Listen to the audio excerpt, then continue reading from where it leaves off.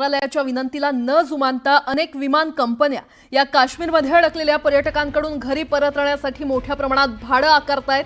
पहलगाम दहशतवादी हल्ल्यानंतर विमान कंपन्यांनी श्रीनगर ते देशातील प्रमुख शहरांचं भाडं 2 ते 4 पट वाढवलेलं आहे। अनेक प्रवाशांनी सोशल मीडियावर याचे स्क्रीनशॉट शेअर केलेले आहेत आणि म्हटलंय की ही कठीण परिस्थितीमध्ये देखील विमान कंपन्या नफा कमवण्यासाठी कोणतीही कसर सोडत नसल्याचं त्यांनी म्हटलेलं आहे।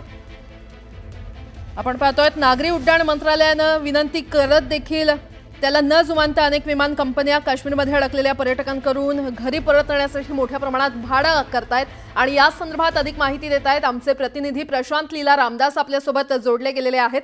प्रशांत, एकीकडे काश्मीरमध्ये श्रीनगरमध्ये बरेच पर्यटक आहेत, नागरिक आहेत, ते अडकलेले आहेत, त्यांना घरी परतायचंय, मात्र विमान कंपन्या आपला नफा कमावण्यासाठी आता कसर सोडत नसल्याचं पाहायला मिळतंय।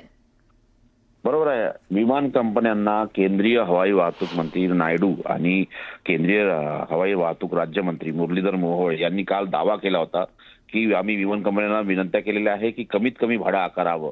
पण आज जर भाड्याची ज्या पद्धतीने माहिती मिळते, साधारणतः मुंबई ते दिल्ली जे विमान आहे ते साधारणतः त्याची किंमत हे 35,000 रुपये एका माणसासाठी लागत आहे, तिकीट लागत आहे। त्यानंतर सोबतच जर बघितलं तर दिल्ली सारख्या ठिकाणी दिल्ली ते मुंबई हे जे विमान प्रवास आहे याला साधारणतः 28,000 रुपये 29,000 रुपये तिकीट लागत आहे। याचा अर्थ असा होतो की साधारणतः 5 ते 7,000 रुपये असलेलं तिकीट जे आहे जर तुम्ही आज बुक करत असेल तर साधारणतः त्याला 3 पट पैसे द्यावे लागते। जर एका व्यक्तीला हे 3 पट पैसे द्यावे लागेल, समजा संपूर्ण कुटुंब जर श्रीनगरला गेलं असेल तर त्याला साधारणतः 1 ते 1.5 लाख रुपये या संदर्भात खर्च करावा लागेल। त्यामुळे केंद्र सरकारचं या कंपन्या ऐकतात की नाही ऐकत की या प्रकारे या सगळ्या ज्या हवाई वाहतूक कंपन्या ज्या आहेत या कंपन्या एक प्रकारे सर्वसामान्य पर्यटकांना